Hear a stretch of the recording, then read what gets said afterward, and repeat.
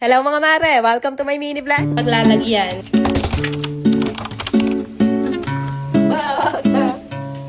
Magandang araw mga mare! For today's vlog, andito kami ngayon sa Wilcon para bumili ng induction cooker dahil papalitan na nga namin yung gas stove namin sa bahay. Simula kasi nung nagpakabit na kami ng solar, halos di na talaga namin masyadong nagagamit tong gas stove namin dahil dito na nga ako madalas nagluluto sa induction cooker. Ayun at nakapag-desisyon na talaga kami mga mare na palitan na lang ng ganitong induction cooker yung gas stove namin kaysa nga lagi lang siya nakatenga sa bahay. Kami nag-check dito sa Wilcon, nagtingin-tingin muna din ako online pero hindi talaga ako makahanap nung kasukat na kasukat dun sa size ng butas na paglalagyan namin. Ayoko na kasi na magpabakbak pa ng lababo mga mare or magpatapal kaya ang hinanap talaga namin yung kasukat na kasukat lang nung gas stove na tatanggalin namin. Kaya ito na nga yung napili ko. Bale, 3 na yung pwedeng lutuin dyan ng sabay-sabay. Then, tinesting na rin muna namin at tinuruan na rin kami nitong ni Kuya kung paano siya gamitin. Then, bumili lang din ako nitong 2 pang-decor na ilalagay ko dun sa may TV console namin. O, diba? May isang nanay na naman ang abutenga ang ngiti.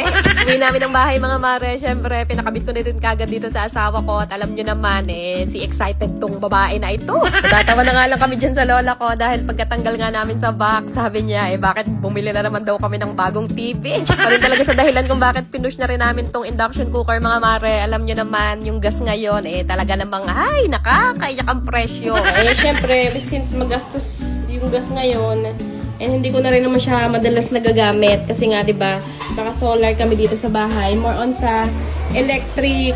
Yung induction cooker ako nagluluto, hindi ko na rin siya masyadong madalas nagagamit. Since nakatenga lang naman lagi dyan, papalitan na lang namin ng ganitong induction cooker. So ito mga mare, bibigyan na lang namin to kay mama. Naghanap kasi talaga kami mga mare nung kasukat na nung pag-aalisan namin kasi para hindi na kami magbabakbak pa or magtatapal. Ayan mga mare, kailangan yung sakto lang din dyan sa paglalagyan. Kung nabili namin mga mare, sukat na sukat lang din siya dyan. Gamit lang tayo ng suds panglinis dito sa mga naninikit na dumi na yan. Diba? Bilis lang matanggal ng dumi talaga kay suds. Yan mga naninigas-nigas na dumi. Naglit lang yan kay suds. Diba? Ito lang talaga yung pinang-maintain ko dito sa bahay mga mare para laging malinis, makintab, yung mga surface, yung mga gamit. Suds lang talaga. Lakas ito makakintab, tsaka lakas makaamoy fresh sa bahay. Ito na nga mga mare, the moment of truth. Kakasya ba? O magbabakbaka pang lalaki ka? Hindi! Oh! Hindi ko dahil nga mga mare, medyo may sumasabit ng konti, hindi siya mailapat ng todo, kaya ano pa nga ba, di for the sinsil nga itong asawa ko. The sinsil niya nga dyan, medyo lumapat naman yung dito sa may bandang left side, pero medyo angat pa rin yung dito sa may bandang right side. Sininsil niya ulit yung dito naman sa may kabilang side mga mare, and after niyan, ayan, at kumasya na rin naman. Sobrang ganda niya tingnan nung naikabit namin mga mare. Parang mas malinis siya tingnan compare dun sa gas stove. But feeling ko nga mas madali lang din siya linisin. Tinatanggal ko lang muna ulit dito sa asawa ko para mas madali ko nga malinisan or makuha yung mga pinagkalatan niya dito sa ilalim. Dumihan din nga yung mga iba pang nakalagay dito sa ilalim ng lababo namin mga mare. Kaya pinagtatanggal ko na rin at nang malinisan ko na din. Nakakabili na lutuan, di ba kabili ng walis takbo? Medyo nahirapan talaga ako linisan yung mga nalaglag na dumi dito sa ilalim mga mare. Kaya sabi ko nga sa asawa ko, tanggalin na muna tong drawer at nang mas malinisan ko ng ayos.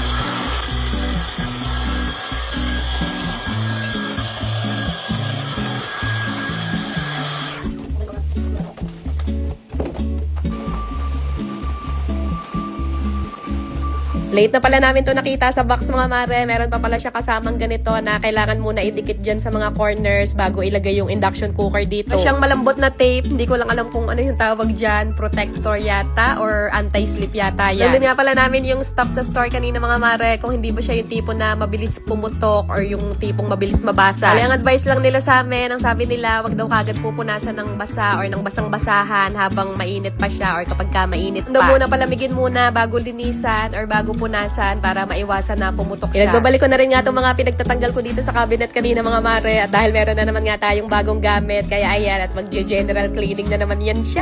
Time check mga mare, pasado 11:00 na ito ng gabi pero ang babae na ito ayan at talaga namang nakakasipag naman kasi talaga kumilos at maglinis ng bahay mga mare kapag ka meron tayong bagong gamit sa bahay at hindi nyo pa ba alam requirements talaga yon. Bali, suds all-purpose cleaner pa rin nga pala yung ginagamit ko pang linis or pampunas ng mga ganitong iba-ibabaw, panglinis ng mga ganitong kitchen appliances. Kaya sa mga nagtatanong kung paano ko daw na-maintain na palaging kumikinang-kinang at kumikintab-kintab yung mga gamit namin dito sa bahay, eto lang po talaga yung sekreto ko. Kahit nga dito sa sink namin sa lababo mga mare, eto lang din talaga yung ginagamit ko pang linis dahil ang maganda rin kasi dito kay Suds, antibacterial na rin siya. Masarap lang kasi talaga sa feeling mga mare, yung matutulog ka na malinis ang bahay, ang kusina, ay talaga namang mapapahimbing ka ng tulog. Sobrang excited na ako mabinyagan tong bago naming lutuan mga mare, parang ang sarap tuloy magluto ng sardinas. Wala na kasing budget, naubos na dyan.